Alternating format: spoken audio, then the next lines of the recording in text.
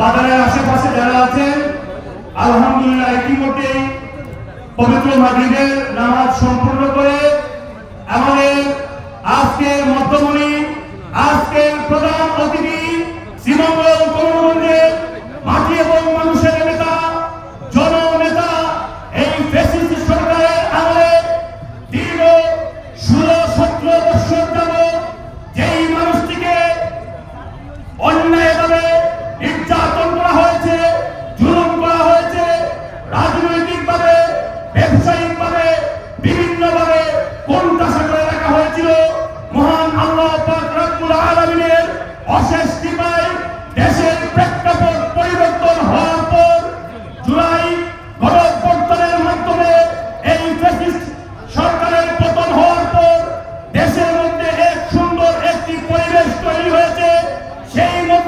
সেই ধারাবাহিকতায় দেশ নায়ক তারেক রহমান এই দেশের উন্নয়ন এবং উৎপাদনমুখী করে তোলার জন্য যে 31 দফা দিয়েছেন তা বাস্তবায়নের লক্ষ্যে কেন্দ্রীয় নির্বাহী কমিটির অন্যতম সদস্য আলহাজ মুজিবুর রহমান চৌধুরী হাজী মুজিব সাহেবকে আমাদের মধ্যে পাঠিয়েছেন। প্রিয় নেতৃবৃন্দ, ইতিমধ্যে ইলেকট্রনিক্স মিডিয়া, প্রিন্ট মিডিয়া আমাদের সাথে বিমাতাসুলভ আচরণ করা হয়েছে। আপনারা ইতিমধ্যেই দেখেছেন গতদিন আপনারা দেখেছেন তিস্তা আন্দোলনের জন্য বাংলাদেশ জাতীয়তাবাদী দল বিএনপি যে ডাক দিয়েছিল, সেই গত রাতে হাজার হাজার মশাল মিছিল নিয়ে তিস্তার অভিমুখে দেশের সাধারণ জনতা, ছাত্র জনতা, সাধারণ মানুষ কিভাবে ধারাভাবে নেমেছিল, তাদের এই স্লোগান ছিল জাগো বহর তিস্তা বাঁচাও, জাগো বহর তিস্তা বাঁচাও। এই বিএনপির এই দুর্বার আন্দোলনে, আমাদের ন্যায্য দাবি আদায়ের আন্দোলনে তিস্তা পারের মানুষেরা যেই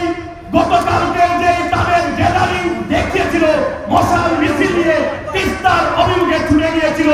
আমি এই মঞ্চ থেকে কেন্দ্রীয় নির্বাহী কমিটির অন্যতম সদস্য আলহাজ মুজিবুর রহমান চৌধুরী হাজী মুজিব সাহেবের পক্ষ থেকে সেই তিস্তা পারের মানুষকে আমরা শ্রীমঙ্গল উপজেলা বিএনপি পরিবারের পক্ষ থেকে সাধুবাদ এবং স্যালুট জানাচ্ছি।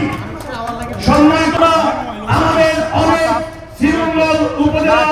বিভিন্ন অঙ্গ এবং সহযোগী সংগঠনের নেতৃবৃন্দ আমাদের মধ্যে এসে উপস্থিত হয়েছিলেন। আমরা তৎসময় সময় সংকটের কারণে সবার নাম দিতে পারিনি এবং সবাইকে যথাযথ সম্মান দিতে পারিনি। আমরা তো আসলে ফিরিস্তা না, আমাদের ভুল ত্রুটি থাকতে পারে, আপনারা সবাই কোনো সুন্দর দৃষ্টিতে দেখবেন। এবং এই কালাপুর ইউনিয়নের মানুষ আলহাজ মুজিবুর রহমান চৌধুরী হাজী মুজিব সাহেবের সাথে পূর্ব থেকে যেভাবে ছিল, আলহামদুলিল্লাহ আজ অব্দি আলহাজ মুজিবুর রহমান চৌধুরী হাজী মুজিব সাহেবের সাথে আছে। আপনারা জানেন এই ফ্যাসিস্টের আমলে এই ফ্যাসিস্ট সরকার এই ভৈরবগঞ্জ বাজার থেকে যেই নীল নকশার স্ক্রিপ্ট তৈরি করেছিল, আপনারা দেখেছেন এখানে একটি গাড়ির মধ্যে বোমা বিস্ফোরণ করে পূর্ব স্ক্রিপ্ট অনুযায়ী, নীল নকশা অনুযায়ী আমাদের কালাপুরের অসংখ্য যুব নেতাকে মাসের পর মাস, 6 মাস, 7 মাস, 8 মাস মতান্তরে 1 বছর পর্যন্ত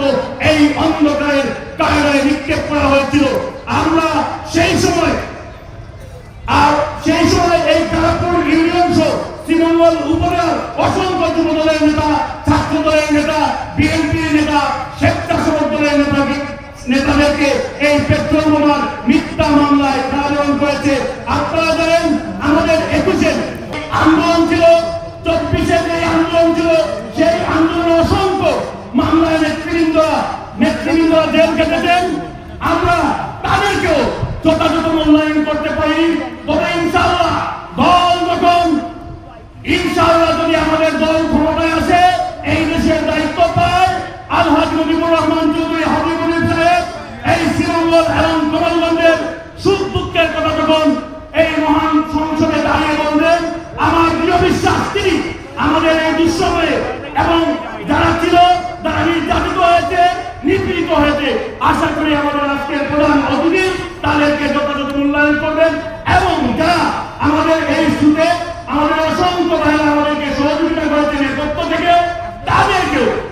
এই মঞ্চ থেকে আমি তাদের প্রতি